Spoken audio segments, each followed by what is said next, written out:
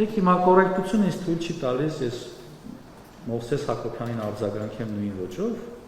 ես սուտ չեմ խոսում։ Դա բոլորին պարզ է, ու դա 44-օրյա պատերազմի արդյունքների մասին է։ Մովսես Հակոբյանը գուցե ունենա ամոթ եւ պատիվ ու լռի, եւ հորդորում եմ լռել։ Լռել։ Ու ծպտուն չհանել, որովհետեւ դա իրենց գործունեության արդյունքն ու հետևանքն է, որի պատասխանատվությունը ամբողջությամբ նաև իրենց օժանդակությամբ, նաև ձեր շատերի ջանքերով փորձում է կարվել միայն մեր վրա։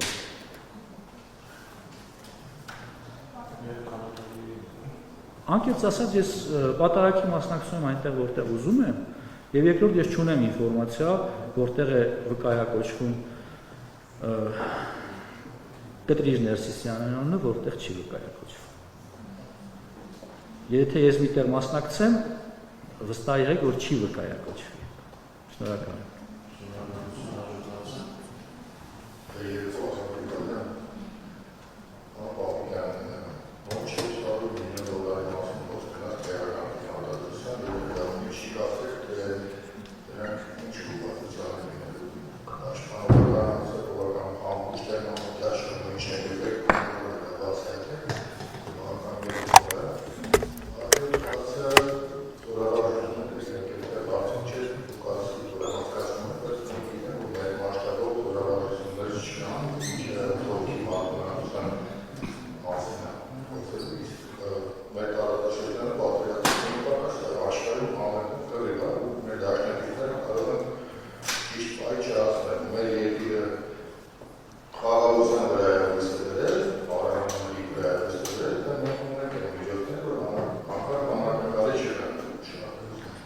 Ես իհարկե շնորհակալ կլինեի ձեզնից լսել այդ որ դաշնակիցը պիտի աճապարեր մեզ փրկելու, բայց կարողա չհասցնի,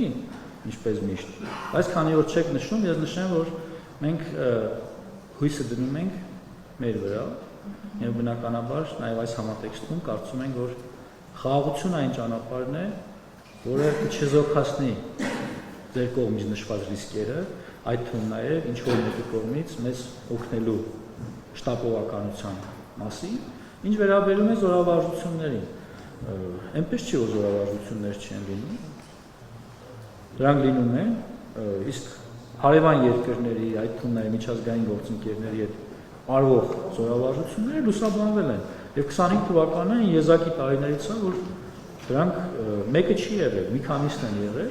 այդ թվում նաև տարբեր երկրներում մեր զինծառայողները մասնակցում են տարբեր ձևաչափի զորավարժություններ, այդ թվում նաև որպես դիտորդներ։ Ինչ վերաբերում է զենքերին, դրանք տարբեր տեսակի են, բնականաբար պաշտպանողական են, սկսած տարբեր տեսակի բազմազան ԱԹՍ-ներից, ինչպես սպառազինության այլ տեսակներ, եւ կարող եմ ասել, որ դրանք բավականին մրցունակ են եւ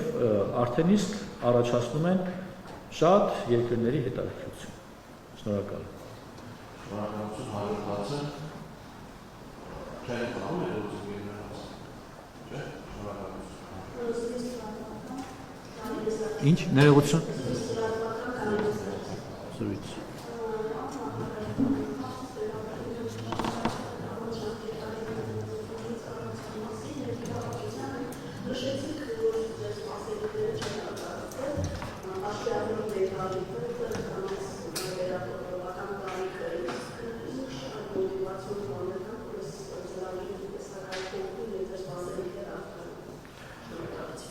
Գիտեք,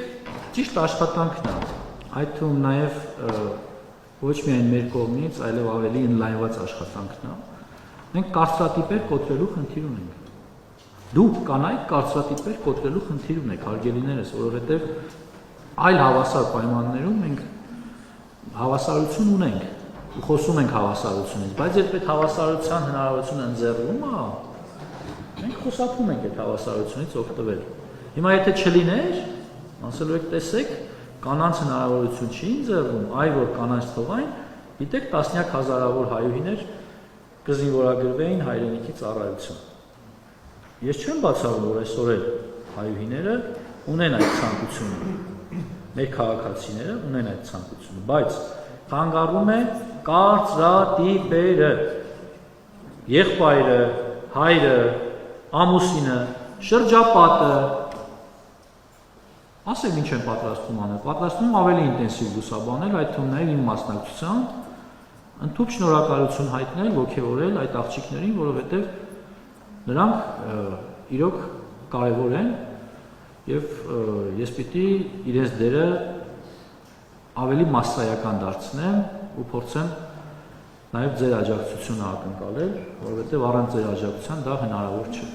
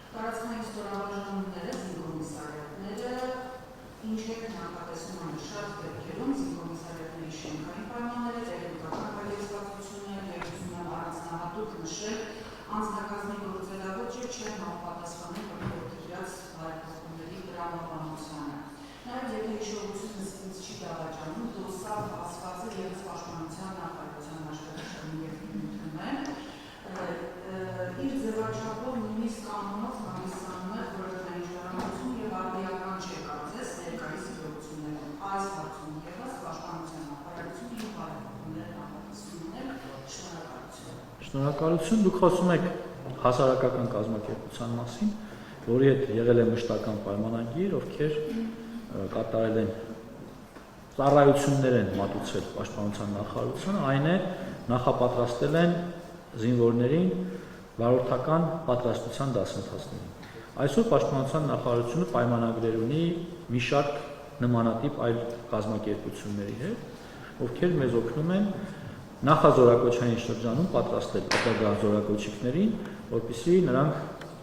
պատրաստ լինեն եւ ստանան վարորդական իրավունք ու ծառայեն Հայաստանի Հանրապետությանը որպես վարորդ զինծառայողներ։ Խնդիրը այսպես է կարգավորվում, այսինքն մենք սա նույնպես դիվերսիֆիկացրել ենք, տարածել ենք եւ կան նոր խաղացողներ, նոր ընկերություններ։ Ինչ վերաբերում է զինկոմիսարիատներին, լուծումը մենք տեսնում ենք ավտոմատացման մեջ, թվայնացման մեջ։ Մենք վերջին 2 տարիների ընթացքում այս ուղղությամբ էական աշխատանք ենք կատարել, այդ թվում նաև ինֆորմացիայի թվայնացման ուղղությամբ, այս փուլում ընթանում են տարբեր տեսակի սերվերների ինտեգրման գործընթացներ եւ սրանց վերջնականացման արդյունքում մենք էապես կփոքրացնենք մարդկային գործոնը, այսինքն մարդկային կոնտակտը բավականին կքչանա, իհարկե վերաբերում է ենթակառուցվածքների վերանորոգումը ոչ միայն զինկոմիսարիատներին, այլև շատ այլ ենթակառուցվածքների։ Հարգելի գործընկերներ, մենք ժառանգել ենք բավականին վատ ենթակառուցվածքներ, սա տարբեր պատճառներ ունի։ Ունենք դեպքեր, երբ դրանք ընդհանուր սովետական են եւ որևէ կոսմետիկ վերանորոգման անգամ չեն ենթարկվել, բայց միևնույն ժամանակ մենք առաջնություն տալիս ենք այն ուղղություններին, որոնք կենսական նշանակություն ունեն զինված ուժերի պաշտպանունակության զարգացման ուղղությամբ։ Կհասնենք նաև դրանց։ Ես շնորհակալ եմ, որ դուք բարձրաձայնեցիք խնդիրը, այո, նման խնդիր ունենք,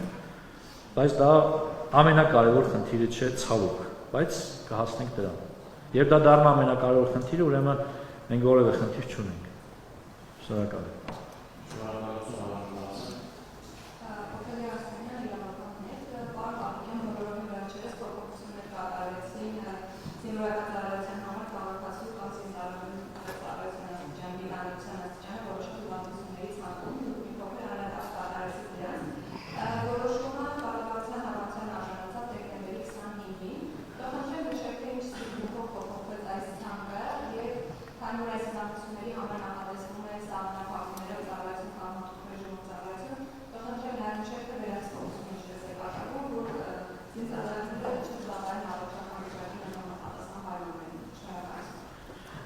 Շնորհակալություն,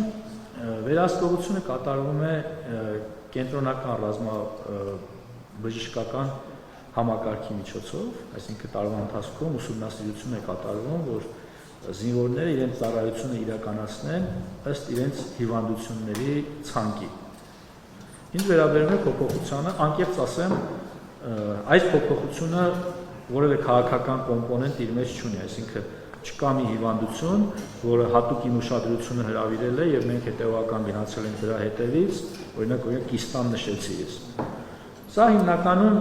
մասնագետների քննարկման արդյունքում որոշակի փոփոխությունների ենթարկված կարգ է եւ եթե ուշադիր եք եղել, անգամ նախագիծը հրապարակային զեկուցման չի դրվել, որովհետեւ եթե լիներ այնպիսի փոփոխություններ, որոնք լինեին իմ կողմից հրապարակելի, ես դա կհրապարակեի։ Բայց իհարկե այնտեղ կան փոփոխություններ, որոնք ազդելու են զորակոչի վրա, օրինակ մի օրինակ բերեմ, նախկինում օրինակ սպորտսմենները գալիս էին զինվորական ծառայության, որպես կանոն օրինակ ունենում են սրտի հետ կապված որոշակի տարբերվող նկարագիր, քան մերն է։ Բայց ֆիզիկապես ամենապատրաստված, ամենաունակ տղաները չէին կարողանում ծառայել ավելի ուժային ստորաբաժանումներում։ Մենք հիմա այդ փոփոխությունը կատարել ենք նրանց այդ հնարավորությունը ընձեռելով։ Այսինքն ստացումը գալիս էին զինված ուժերում իրենք ավելի թեթև ծառայության էին անցնում, ելնելով նրանից, որ սրտի ծանրաբեռնվածության բերումով ունեն որոշակի կենսաբանական փոփոխություններ, որը կյանքին վնաս չբերող փոփոխություններ են, բայց մենք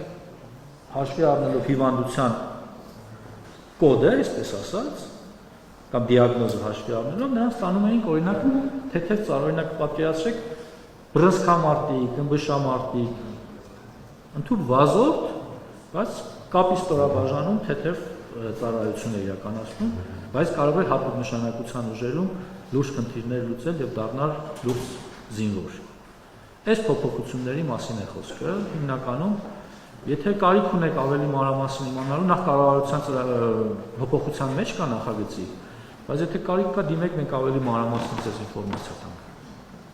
Շնորհակալ եմ։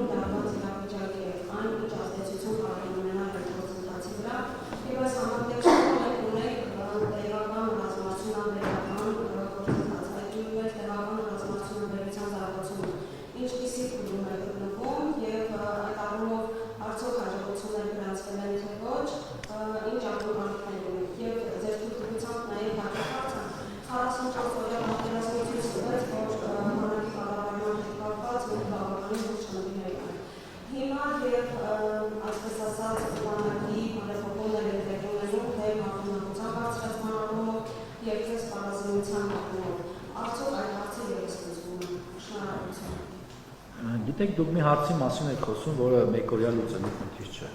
Սա երկարաժամկետ փոփոխությունների, բարեփոխումների արդյունքում կարող է ամբողջական փոփոխվել եւ ունենալ իր հետևանքները, բայց ասել, որ ոչինչ չի արվում, բնականաբար այդպես չէ, էական աշխատանք է կատարվել եւ էապես բարելավել է այս բացը։ Զենքերին ես անդրադարձա, ես նշեցի միայն 2026 թվականին նախատեսում ենք տեղադրել շուրջ 150 միլիարդի պատվեր տեղական ռազմաարդյունաբերությանը եւ սա գործող պայմանագրերի զուգահեռ էական ներարկում է այս ոլորտին, որպեսզի նրանք կարողանան զարգանալ ու շարունակական զարգանալ։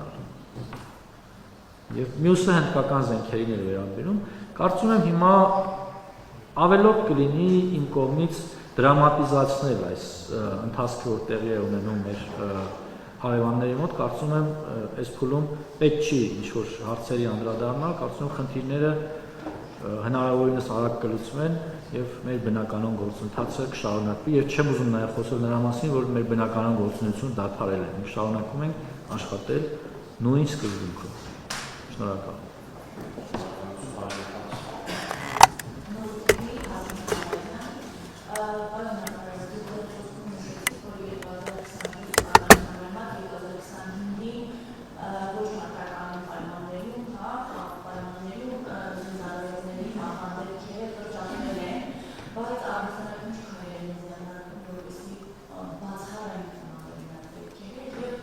Երկրորդ հարցը դուք նշեցիք, որ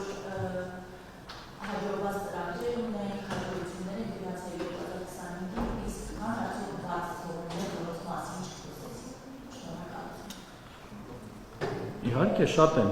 մեր կողմից կատարված աշխատանքները եւ նշեմ, որ ես պատրաստվում եմ 26 թվականի ընթացքում առաջիկա ամիսների ընթացքում մեր կատարած փոփոխությունների,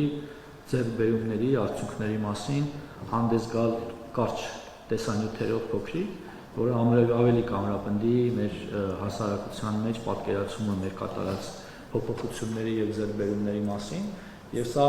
կամբողջանա նաեւ այս ընթացքում, ինչ վերաբերում է դեպքերին, հարգելի գործընկերներ եւ սիրելի հայրենակիցներ, ասել, որ զինված ուժերում այս հարցը ամբողջապես լուծված է, մենք հեռու ենք դրանից եւ ես ոչ միայն ձեռնպահ կմնամ, այլև կհերքեմ, որ զինված ուժերում այս հարցը լուծված է։ Այս հարցը լուծված չէ ու դրա համար կա մի պարզ պատճառ։ Բանակը շարունակում է լինել հասարակության մաս։ Կհիշեք, վերջերս տեսանյութ էր հրապարակվել դեռահասների մասնակցությամբ, ծեսկրտուքի եւ այլն։ Այսինքն դա մի դեպք է, որը ուղղակի հայտնվել է ձեր ու հասարակության ուշադրության կենտրոնում, որը մեր հասարակության բաղկացուցիչն է։ Սա իրականություն է, որը մեր կյանքում կա։ Դուք բոլորը դրա հետ առնչվում ու առերեսվում եք։ Ու պատկերացրեք, այդ իրականությունը տեղափոխվում է փակ միջավայր։ Գալիս է բանակ։ Այնպես չի, որ բանակ գալուց հետո մեր սպաները նստեցնում են, ասում են. «Հարգելի զինվորներ, այսուհետ դուք պիտի սկսեք մտածել միայն այսպես կոչված տղայական մտածելակերպով կամ պիտի առաջնորդվեք միայն քրեական ենթամշակույթով»։ Իհարկե այդպես չի, բայց այդ ենթամշակույթը կրող մարդիկ շատ բաց մարդկանց մասին է 18 տարի ապրել են, իրենց պատկերացումներով, աշխարհընկալումով, իրենց շրջապատով, բարքերով գալիս են բանակ։ Այո, փակ միջավայրում դա խեղդելը, փոխելը շատ ավելի հեշտ է, ինչը մենք փորձում ենք անել։ Եվ այս արդյունքները, որ խոսում եմ, մեր սպաների, մեր ռազմական ոստիկանության, մեր հոգեբանների, տարբեր օղակի մարդկանց հետևողական ու համակարգված աշխատանքի արդյունքն է, բայց սա բավարար չի։ Որպեսզի մենք կարողանանք այս խնդիրը ամբողջությամբ լուծել, Լորենցո ասաց, պիտի ծուռը նստենք, դուզը խոսանք։ Այդ բոլորից խնդիրն է, ձեր խնդիրն է։ Ու եթե մենք այսօր աչք ենք փակում, որ դպրոցում դա տեղի ունենա, մեր տղա երեխուն ասում ենք, գնա այս մի բանը կուլտուր, որովհետև դու տղա ես եւ այլն, սա լուծման չի բերելու։ Ոստիկանություն դիմելը, եթե շարունակի մեր ընտանիքներում ամոթ լինել, մենք այդ հարցը չենք լուծելու։ Չէ, բանը հիմա այս տաղը բաներ ասեմ, նաև ներկաների ինչ-որ մասի մոտ խորտ թվա կամ լսողների։ Բայց դա է իրականություն, եթե ուզում ենք, որ պետական ինստիտուտները գործեն, մեր հասարակարգը լինի ադեկվատ ու հարգի պետական ինստիտուտները,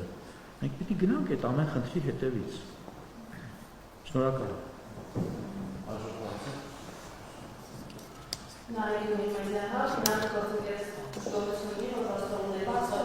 Ներողություն եմ խնդրում։ Ինչ էր, ինչ եմ բաստում։ Ինչ եմ բաստում։ Դե ես նշեցի, որ առաջիկայում ես հանդես կգամ փոքրիկ տեսաուղերձներով եւ տեսանյութերով, որտեղ կնշեմ իմ կողմից կատարված աշխատանքները։ Եվ եթե հիմա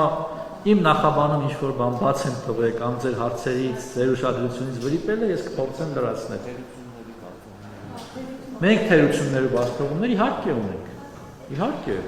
Իհարկե, մենք չենք կարող, ես նշում եմ, չեմ կարող հերքեմ, որ մեր մոտ շարունակում են լինել խնդիրներ։ Եթե խնդիրներ չլինեն, ես 2026-ը